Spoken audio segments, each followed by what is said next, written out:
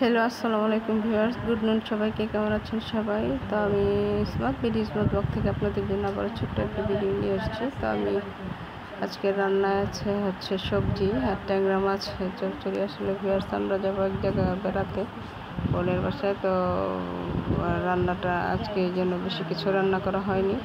তো এখানে যে সবজিটা বসিয়ে দেওয়া হচ্ছে, তো সবজিটার জন্য পেঁয়াজ কুচি, কাঁচামরিচ ফালি এবং হলুদের গুঁড়া, মরিচ গুঁড়া, ধনের গুঁড়া, জিরার গুঁড়া আর হচ্ছে আদা বাটা, রসুন বাটা দিয়ে মশলাটাকে একটু কষিয়ে নেওয়া হচ্ছে। তো এই যে দেখুন, এখন মশলাটা কষিয়ে আসলে দেন এতে সবজিগুলো ঢেলে দেওয়া হবে। তো এই যে মশলাটা মোটামুটি কষিয়ে এসছে, এখন একটু নেড়ে চেড়ে সবজিগুলো এতে ঢেলে দেওয়া হবে। দিয়ে দেওয়া হলো সবজিগুলো।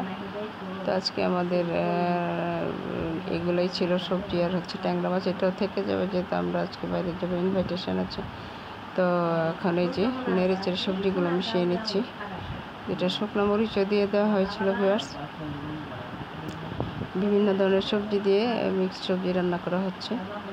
তো সবজিগুলো এখন নেড়ে চেড়ে মশলার সাথে মিশিয়ে দেন হচ্ছে 5-7 মিনিটের জন্য ঢেকে জাল করা হবে। দেন আবার একটু নেড়ে চেড়ে দমে দিয়ে নামিয়ে নেওয়া হবে। তো এই যে এখন হচ্ছে নেড়ে চেড়ে সবজিগুলো মিশিয়ে নেওয়া হচ্ছে। মোটামুটি সবজিটা হয়ে আসছে। এখন একটু দমে দিয়ে দেন সবজিটাকে নামিয়ে নেওয়া হবে। আর বাই দিস টাইম হচ্ছে পাশের চুলায় প্যান বসিয়ে মশলা কষিয়ে নেওয়া হচ্ছে।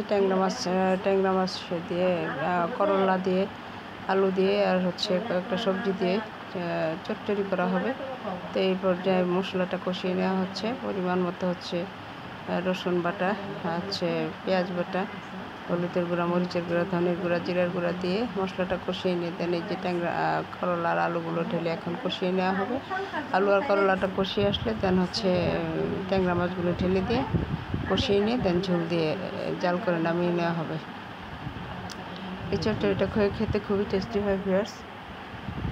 ট্যাংরা মাছ স্পেশালি করলা দিয়ে যে কোনো গুঁড়া মাছের চচ্চড়ি অত্যন্ত স্বাদের হয়। আমাদের ঘরে এটা খুবই চলে। করলাটা তখন আর তেতো লাগে না। তখন করলা আলুটা মশলার সাথে একটু মিশিয়ে নেওয়া হচ্ছে,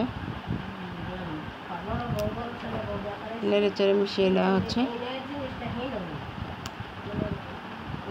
তো এই যে দেখুন, এখন ঢেকে দিয়ে একটু জাল করা হবে 2-3 মিনিট। একটু জাল করে নিয়ে দেন হচ্ছে মাছগুলো ঢেলে দেওয়া হবে।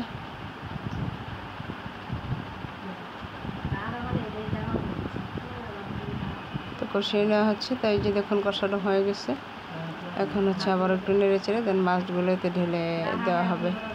মাছগুলো ঢেলে দিয়ে দেন হচ্ছে আরও 5-7 মিনিটের মতো জাল করে দেন অল্প পরিমাণে একটু পানি দিয়ে দিতে হবে। এই যে এখন এই যে আরও 2-3 মিনিট কষিয়ে নিয়ে এখন এই যে মাছগুলোতে ঢেলে দেওয়া হবে। দিয়ে দেওয়া হচ্ছে যে মাছগুলো এই যে ঢেলে দেওয়া হলো। এখন মাছগুলো এতে নেড়ে চেড়ে মিশিয়ে নিয়ে দেন হচ্ছে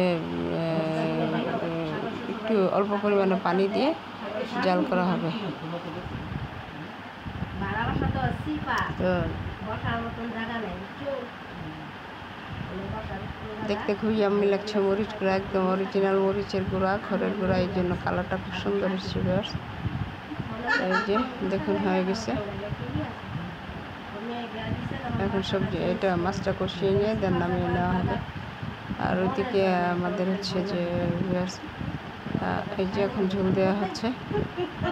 ঝোল দিয়ে দেন ঢেকে দেওয়া হবে। ঢেকে দেন জাল করে নামিয়ে নেওয়া হবে। ইয়াম্মি একটা লোক এসছে ভিউয়ার্স।